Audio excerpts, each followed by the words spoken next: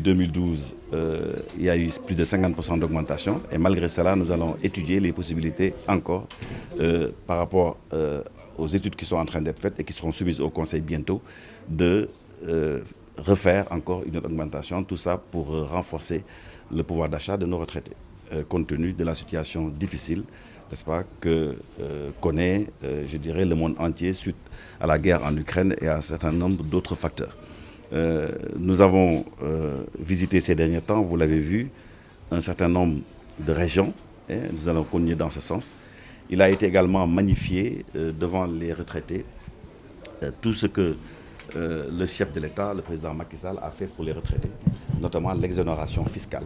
C'est une décision courageuse que le président Macky Sall a prise et il faut lui rendre grâce pour ça, le remercier pour un magistère essentiellement social depuis qu'il est à la tête du pays.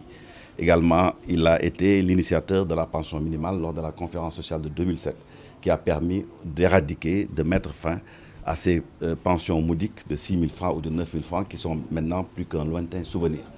Et donc, nous allons d'ailleurs proposer dans quelques jours au Conseil d'indexer le nouveau SMIC qui a été majoré, comme vous le savez, par rapport à la pension minimale, comme ça a été convenu au départ.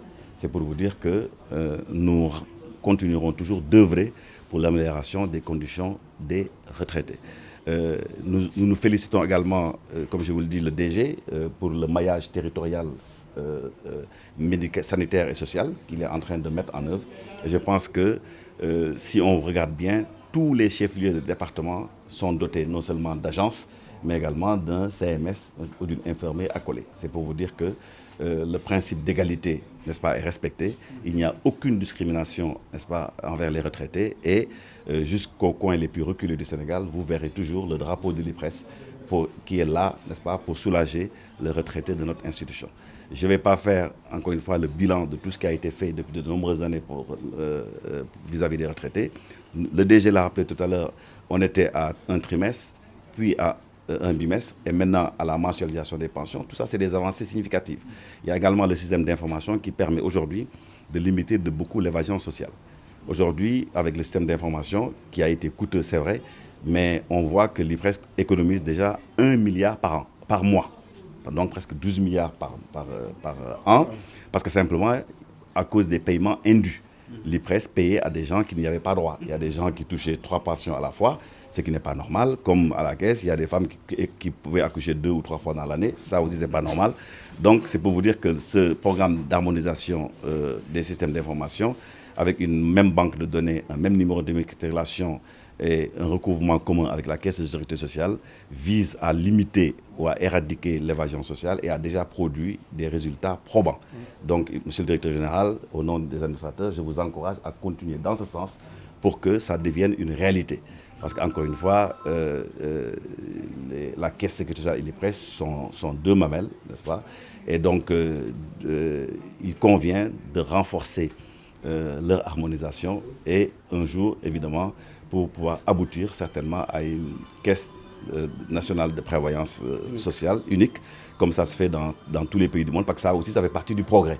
Mais il faut y aller graduellement. Il ne faut pas, encore une fois, enfoncer une porte déjà ouverte. On sait qu'on va là-bas, vers cette direction, mais il faut y aller parce que les mentalités ne sont pas les mêmes, les modes de fonctionnement ne sont pas les mêmes. Mais aujourd'hui déjà, les équipes ont appris à travailler ensemble.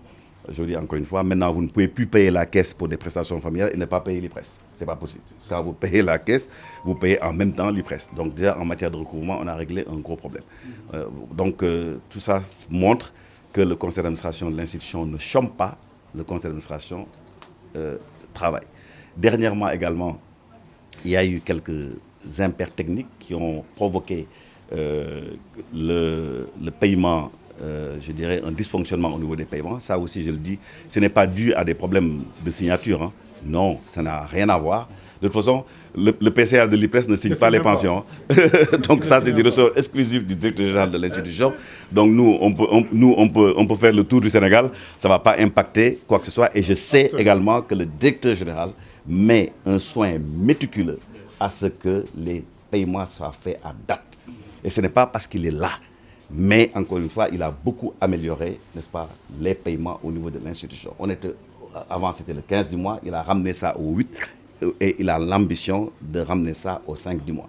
Mais quand les banques ou autres impondérables surviennent, mais ce n'est pas la faute au DG, je veux dire, ni à l'institution. Ça, c'est des impairs techniques. Voilà, voilà qui ne sont pas imputables, n'est-ce pas, à la direction générale de l'institution. Là aussi, il faut le dire. Hein, parce que souvent, au Sénégal, c'est le pays de rumeurs. Hein. Il y a un petit manquement, chacun cherche à régler des comptes. Mais là, il n'y a aucun fait technique imputable à l'institution. Voilà. Ça, nous n'allons pas nous étaler en public, mais je peux vous dire que la direction générale n'est pas responsable, n'est-ce pas, de ce qui s'est passé. Nous n'allons pas vouer aux gémonies nos partenaires. Nous nous abstenons de le faire, mais tout est rentré, alhamdoulilah, dans l'ordre.